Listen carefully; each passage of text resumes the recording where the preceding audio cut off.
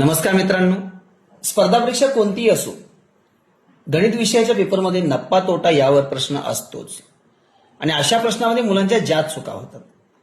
आता आपण आजचा प्रश्न समजून घेऊया. एक वस्तू विकल्यास खरेदीच्या 2/5 नफा होतो. वस्तूची विक्री किंमत 2590 रुपये असेल तर त्या वस्तूची खरेदी किंमत किती? विद्यार्थी मित्रांनो, तुम्ही सुद्धा प्रथम या प्रश्नाचं उत्तर काढण्याचा प्रयत्न करा, कारण या प्रश्नामध्ये वैशिष्ट्य काय आहे तुमच्या लक्षात येईल आणि जास्तीत जास्त मुलांच्या चुका या प्रश्नातच होतात, कारण हे फिरकी प्रश्न आहे. तुम्ही प्रयत्न करा, कमेंट बॉक्समध्ये उत्तर टाका. आता हा प्रश्न फिरकी का समजून घ्यायचा? प्रश्न फिरकी आहे हा कसं समजायचं बघा मित्रांनो. एक वस्तू विकल्यास खरेदीच्या 2/5 नफा होतो, म्हणजे जो होणारा नफा आहे तो तुमच्या खरेदीचा आहे आणि तुम्हाला या प्रश्नात दिलेली आहे विक्री किंमत. हा फरक आहे प्रश्नातला फिरकीचा. मुलांना हेच कळत नाही. तुमच्यापैकी सुद्धा काही विद्यार्थ्यांनी मित्रांनो 2590 रुपयाचा 2/5 काढला असेल. बघा बरं कोणी कोणी काढला आणि नंतर त्यातून ती वस्तूची किंमत अजून आलेला नफा म्हणून वजा केला असा. बघा कोणी कोणी असं केलं. पण हा प्रश्न तसा नव्हे. मग ज्या वेळेस मित्रांनो असा नफा असेल 2/5 किंवा तोटा असेल, प्रत्येक वेळेस डिफरन्स होतं. थोडं पद्धत समजून घ्या. हा प्रश्न सोप्या पद्धतीने कसा सोडवायचा. वस्तू विकल्यास खरेदीच्या 2/5 नफा होतो. वस्तूची विक्री किंमत दिलेली आहे. मित्रांनो आपण सूत्र लिहूया, किती सोप्या पद्धतीने उत्तर होतं बघा. कसं बघा, सूत्र काय आहे विक्रीचं? खरेदी अधिक नफा बरोबर विक्री.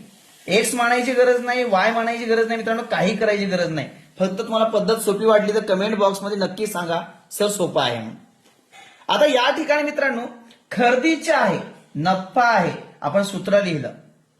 मुलं याच ठिकाणी चुकतात की छेदातला जो भाग आहे, आपण आता इथे भाग पद्धत वापरतो, अपूर्णांकात वापरतात सोपी जाण्यासाठी.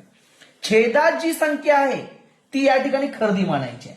जर त्याने विक्रीच्या म्हणलं असतं तर छेदातली संख्या विक्रीला टाकायची. आता छेदात 5 आहे, खरेदी 5, अंश नफा असल्यामुळे नफा 2, तर विक्री झाली 7 भाग.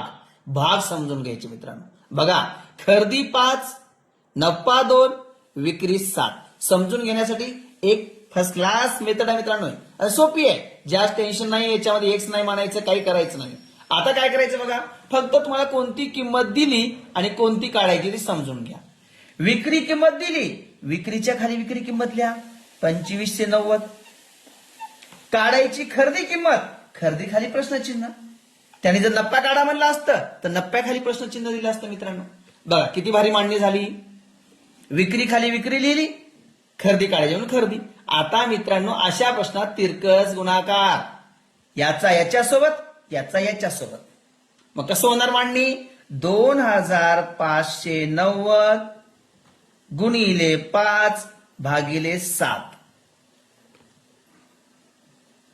आता 7 नंबरच्या संख्येला भागा, 7 एक 7, 7 न 25 ला भागा, 7 त्रिक 21, उरले 4. आडवा भागाकार मुलांना आलाच पाहिजे. 49, 7 7 49, शून्याला 0. 370 गुणिले 5 करा मित्रांनो. 370 गुणिले 5 उभा करा किंवा तोंडी करा, काही अडचण नाही.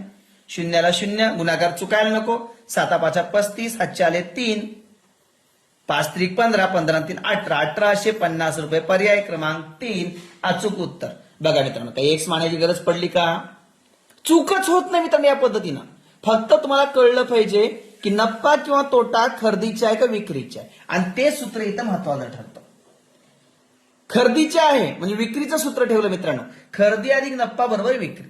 मित्रांनो ही पद्धत तुम्हाला कशी वाटली आणि खरंच सांगा, गडबड केल्यामुळे कुणाकुणाचं उत्तर चुकलं होतं? मित्रांनो अशाच महत्वाच्या प्रश्नावर सोप्या सोप्या ट्रिक्स सोप्या पद्धतीनं सोडून दिलेले व्हिडिओज तुम्हाला आपल्या युट्यूबवर विजयकुमार नरवणे सर या चॅनलवर पाहायला मिळेल. आणि तुम्हाला ही ट्रिक्स आवडली असेल तर इतरांना शेअर करा आणि कमेंट बॉक्समध्ये नक्की कळवा. धन्यवाद मित्रांनो.